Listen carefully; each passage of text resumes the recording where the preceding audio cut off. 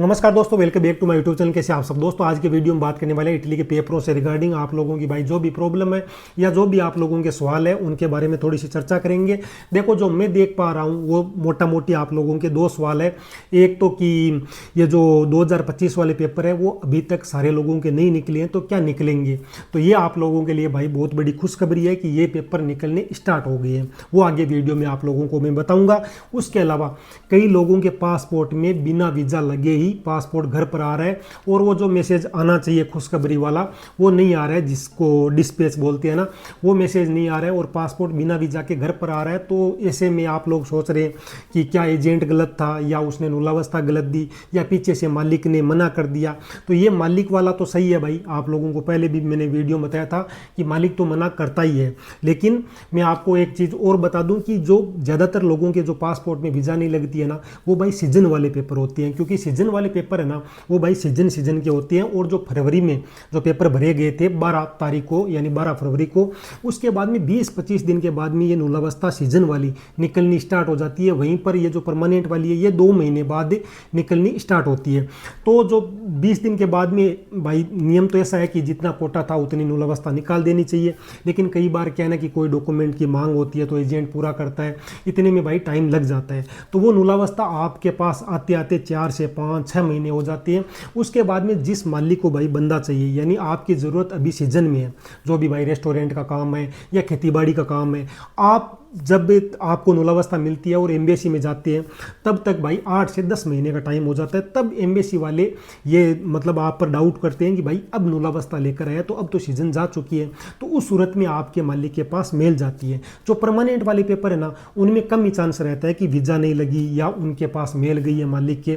तो जो सीजन वाले हैं उसमें मेल जाती है तो फिर मालिक मना कर देता है, क्योंकि मालिक को आपको बुलाकर फिर आपका टैक्स भी भरना पड़ेगा, आपको बुझते पागे जो स्लिप होती है तनख्वाह की वो भी देनी पड़ेगी।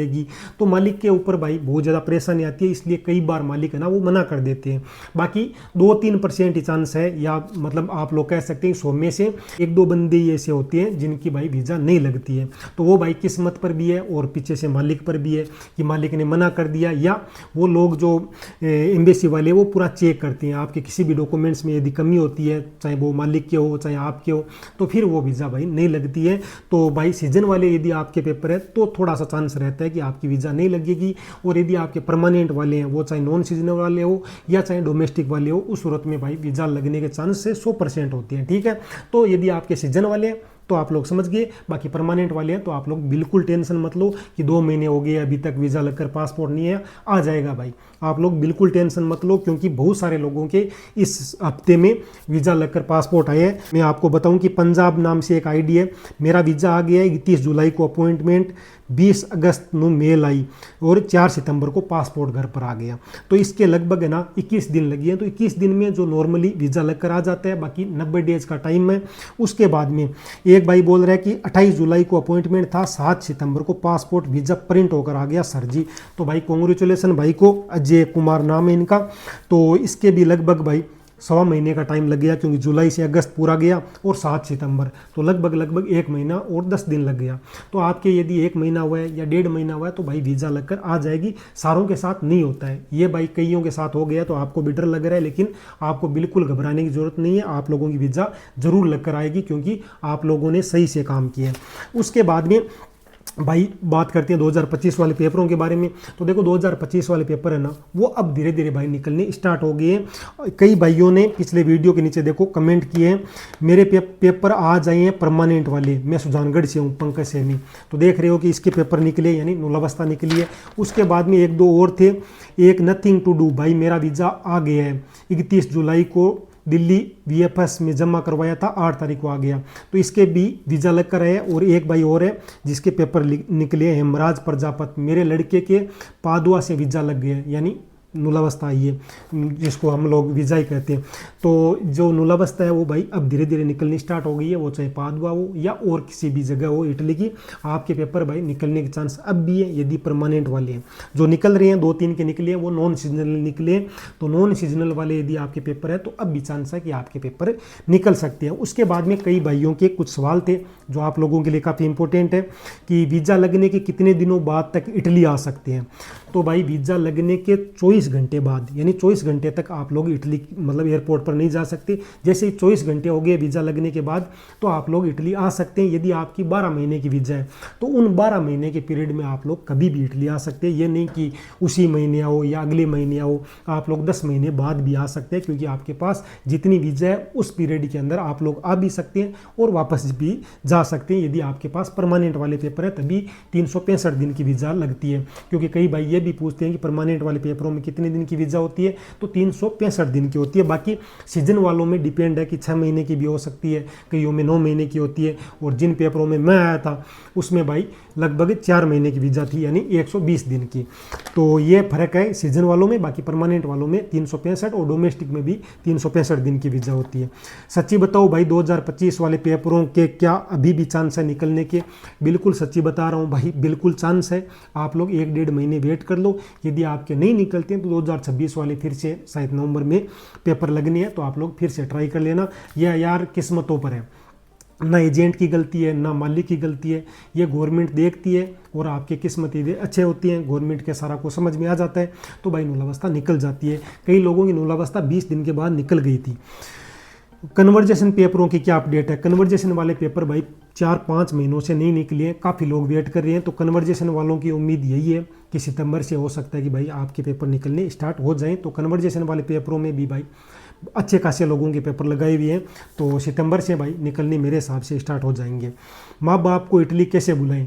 भाई माँ बाप को इटली बुलाने के लिए एक तो सारे जो मतलब आप भाई बहन हो वो इटली में होने चाहिए, तभी आप लोग बुला सकते हैं, ठीक है। उसके बाद में प्रोसेस है, उस पर एक अलग से वीडियो बनाएंगे। भाई साहब मेरे पेपर अभी तक नहीं निकले हैं। भाई साहब तुम्हारे क्या कईयों के पेपर अभी तक नहीं निकले हैं, तो आप लोग थोड़ा सा वेट करो, 1-1.5 महीने में हो सकता है कि यदि आपके परमानेंट वाले हो तो निकल जाए। ये कोटा भी भाई खूब होता है, लेकिन बहुत सारे लोगों के क्यों नहीं पेपर निकलते ये समझ में नहीं आ रहा। गवर्नमेंट ने भी कहा था कि खूब कोटा है और कोटे से बहुत कम फॉर्म भरे गए, तो भी भाई सारे लोगों के पेपर नहीं निकले, मेरे समझ के बाहर बात है। वीज़ा लगने नहीं, ये तो पढ़ लिया। भाई जी मेरा अपॉइंटमेंट 13 जनवरी को मिला है, सही है क्या? अगस्त में अप्लाई किया था, तो भाई अपॉइंटमेंट 13 जनवरी को मिला है, यानी अपॉइंटमेंट जो अब ले रहे हैं ना उनके भाई दिसंबर या जनवरी में ही मिल रहे हैं। तो दिसंबर में काफ़ी लोगों को मिला है, तो हो सकता है कि तेरे 10-15-20 दिन बाद मिला है, तो ये सही है। 13 जनवरी को ही अपॉइंटमेंट मिल रहा है, और जो साइड से अपॉइंटमेंट लिया है तो वो भाई सही है, ठीक है। और मैंने इस पर वीडियो बनाया था, यदि आपको कोई भी कन्फ्यूज़न है तो वो वीडियो देख लेना कि आप लोग अपॉइंटमेंट कैसे ले सकते हैं। उसके बाद में अगर कोई टूरिस्ट वीज़ा पे ट्रैवल करे इटली में, यानी टूरिस्ट वीज़ा पर आए, क्या वो स्टे कर सकता है, रुक सकता है? मेरे भाई भाभी उनके बच्चे इटली में सिटीजन हैं यार, देखो उनसे मतलब कोई लेना देना नहीं है यदि आपके भाई भाभी रहते हैं नहीं रहते हैं, लेकिन यदि आपको इटली में आना है और काम करना है, यहाँ पर परमानेंट सेट होना है, तो आपको वर्क वीज़ा पे आना पड़ेगा। वो चाहे सीजन वाली वीज़ा हो, नॉन सीजनल हो या डोमेस्टिक वाली हो, तो आपके लिए सही यही रहेगा कि आप लोग वीज़ा लेकर आओ, चाहे आपका कोई भी यहाँ पर रहता हो। टूरिस्ट वीज़ा में यहाँ पर आकर भाई सेट नहीं हो सकता बंदा, तो आप लोग ये समझ लो। भाई जुलाई वाले पेपर कब निकलेंगे? भाई जुलाई वाले पेपर है ना, इनकी जो क्लिक डेट है वो अक्टूबर में है। जो फरवरी वाला जो 30% कोटा था सीजन वाला, वही जुलाई वाले पेपर थे, और जुलाई वालों का जो क्लिक डेट है वो 1 अक्टूबर को है। 1 अक्टूबर के 20 दिन बाद में ये पेपर निकलने स्टार्ट हो जाएंगे, क्योंकि सीजन वाले पेपर 20-25 दिन के बाद में निकलने स्टार्ट हो जाते हैं। तो आप मान के चलो कि नवंबर तक आप लोगों को मूलावस्था मिलनी स्टार्ट हो जाएगी, जिनके पेपर जुलाई वाले हैं। उसके बाद में एक भाई पूछ रहा है कि जुलाई वाले पेपरों में आकर क्या हम लोग परमानेंट वाले पेपर बना सकते हैं? बिल्कुल बना सकते हैं भाई, क्योंकि जुलाई वाले भी भाई फरवरी का जो कोटा था उसी का है, यानी सीजन वाले पेपर। तो मैंने सीजन वालों को आप लोगों को बता दिया कि सीजन वाले पेपरों से यदि आप लोग इटली आते हैं तो आप लोग परमानेंट वाले पेपर बना सकते हैं और कभी भी बनवा सकते हैं, यानी कन्वर्जेशन में डाल के। तो भाई जुलाई वाले पेपर है ना, उनसे आप लोग परमानेंट वाले पेपर लगवा सकते हैं, और उसके साथ साथ आप लोगों को 2 महीने की छूट भी है। तो यदि आपकी 9 महीने की वीज़ा है तो आप लोग 11 महीने तक परमानेंट वाले पेपर आप लोग बना सकते हैं। तो भाई ये था आज के अकॉर्डिंग मेरा वीडियो। आशा करता हूँ कि आपको सारी चीज़ें समझ में आ गई और आपके क्वेश्चन का जवाब आपको मिल गया। फिर भी आपका कोई भी सवाल हो तो मुझे कमेंट कर देना। मिलते हैं अगले वीडियो में। नमस्कार, टाटा, बाय बाय।